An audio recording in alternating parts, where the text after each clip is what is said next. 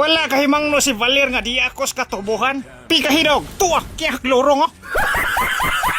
Abi siguro ni Valero makauli siya. Ultihidog, kiyahak lang to ka. Kulit di mas wakwak parong Kulit lahoson lang nato ni. I-ready nato ng kumo kay pikahan ni kasapang kaigit ka ron. Ngilngig ka dog ka home ni Saldog. I-ready ng kumo kay tabangan tong kauban. Ay kulirit mamusil ng nubarya. Luksot ang dinurog.